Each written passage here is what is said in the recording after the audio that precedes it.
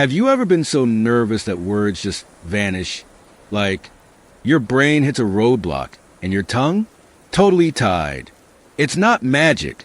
It's fear. Fear of saying something dumb. Fear of being laughed at. And here's the kicker. That fear doesn't just sit there. It grows. Anxiety kicks in and suddenly you're thinking, I can't speak. I just can't. But don't worry. We've all been there. So let's dive into why this happens and how you can turn things around. Spoiler. Confidence isn't born, it's built. And it starts with knowing one simple truth, ready? Confidence comes from letting go of the fear of opinions. That's right. Stop worrying about who's watching, who's judging. Just speak. Be yourself. Because when fear takes the backseat, that's when your true voice shows up. Now, let's jump into a story. A wild ride with big lessons you won't want to miss. A story about courage, betrayal, and yes, second chances. Meet Musa, or as you might know him, Moses, peace be upon him. Imagine this. You step in to help someone in a fight. Feels heroic, right? But what if it backfires big time? That's exactly what happened to Musa. One day, Musa saw an Israelite being attacked. He jumped in to help but ended up accidentally killing the attacker. It was chaos. And Musa, he was now a wanted man. But the story doesn't stop there. Fast forward to the next day. Musa spots the same guy, yes, the one he helped, causing trouble again. This guy's shady, and Musa realizes it. So this time he thinks, not my problem. But as the fight escalates, Musa's conscience kicks in. He steps forward to stop it. No punches, just trying to de-escalate. And then it happens. The guy he helped, he turns on Musa, shouting, "Oh, so you're going to kill me too, just like yesterday?" This is where it all falls apart. The crowd hears it. Everyone now knows Musa's secret. Lesson here, be careful who you help. Not everyone has your back, and the wrong kind of help can land you in hot water. But wait, it gets worse. The cops are after Musa, but they don't just want to arrest him. They're planning something darker. Musa has to run. He's now Egypt's most wanted. Here's the twist. One of the police chiefs, a friend of Musa, warns him. They're not taking you to court, Musa. They're going to kill you. So Musa flees. Imagine Assassin's Creed IRL. Dodging patrols, watching every step, and sneaking through the city. Once out of the city, he finds himself in the harsh desert. No map, no food, no plan, just faith. He's lost, exhausted, and desperate. But then, something incredible happens. Musa feels an inner pull, a nudge, guiding him in the right direction. And where does he end up?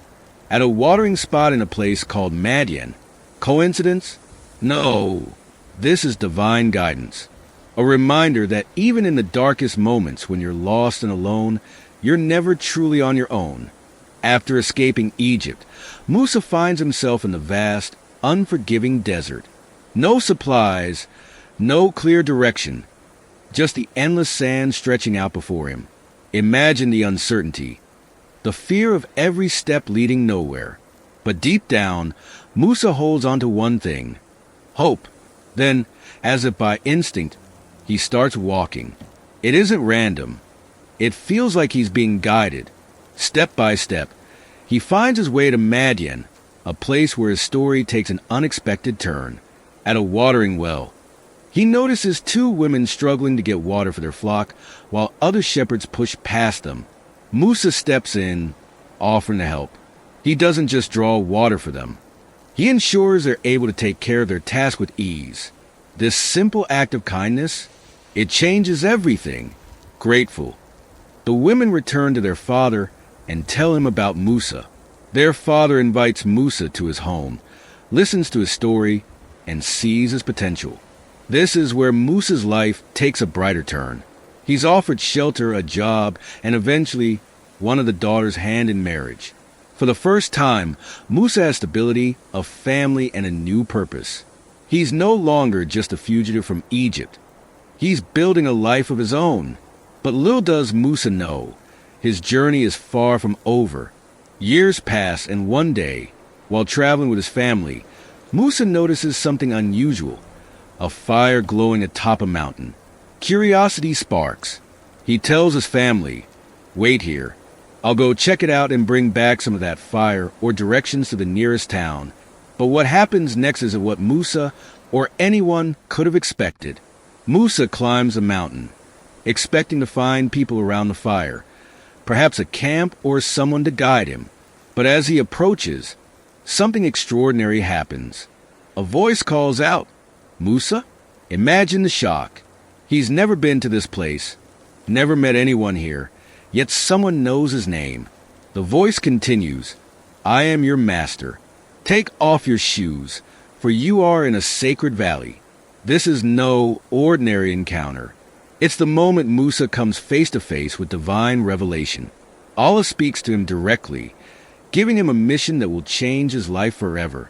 Allah tells Musa to go back to Egypt, to confront Pharaoh and free the oppressed Israelites.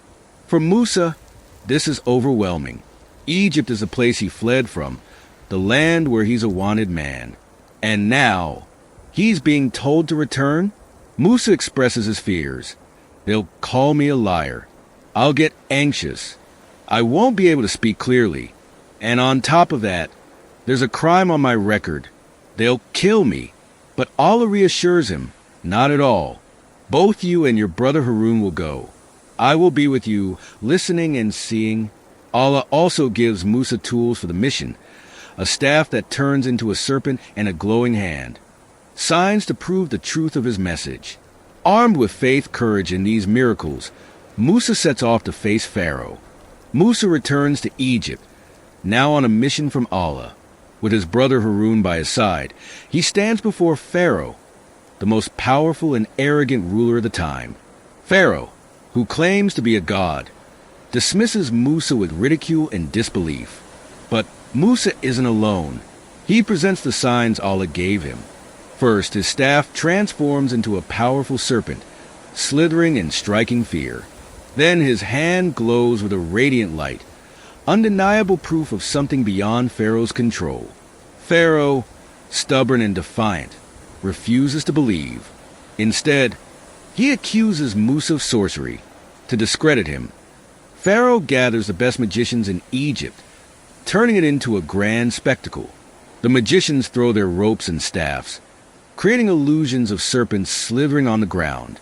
But Musa's staff, by Allah's command, transforms into a real, living serpent that devours their illusions. The magicians, witnessing the truth, immediately fall to the ground in submission, declaring their belief in Musa's God. This enrages Pharaoh. He threatens the magicians, tortures them, and vows to destroy Musa and his followers. But Musa, strengthened by his faith in Allah's guidance, stands firm. This is the beginning of a battle between truth and tyranny, and it sets the stage for one of the most powerful stories of liberation in history. Pharaoh, now desperate to maintain his power, intensifies his oppression of the Israelites. But Musa, unwavering in his mission, continues to call Pharaoh to justice, urging him to release the oppressed and believe in Allah. Pharaoh's arrogance grows, and he rejects every warning. Then come the signs, divine punishments meant to humble Pharaoh and his people. Rivers turn to blood, frogs overrun the land, locusts devour crops, and darkness blankets Egypt. Each time, Pharaoh begs Musa to pray for relief, promising to release the Israelites. But as soon as the punishment is lifted, Pharaoh breaks his word. The cycle repeats until the ultimate sign arrives. Allah commands Musa to lead the Israelites out of Egypt under the cover of night. This is their chance for freedom. With Pharaoh's army in pursuit, the Israelites find themselves trapped between the Red Sea and the advancing soldiers. Panic sets in, but Musa, full of trust in Allah, declares, "My Lord is with me. He will guide me." At Allah's command, Musa strikes the sea with his staff. In a miraculous moment, the sea parts, creating a pathway of dry land for the Israelites to cross. They move quickly, escaping Pharaoh's clutches. But Pharaoh and his army are relentless. They follow into the parted sea, only to be engulfed as the waters crash down, sealing their fate. Pharaoh's arrogance and tyranny meet their end, and the Israelites are finally free. This moment isn't just about liberation. It's a testament to faith, resilience, and the power of divine justice. With Pharaoh gone, Musa leads the Israelites to freedom. But freedom doesn't come without challenges. In the wilderness, the people test Musa's patience, wavering in their faith despite witnessing countless miracles.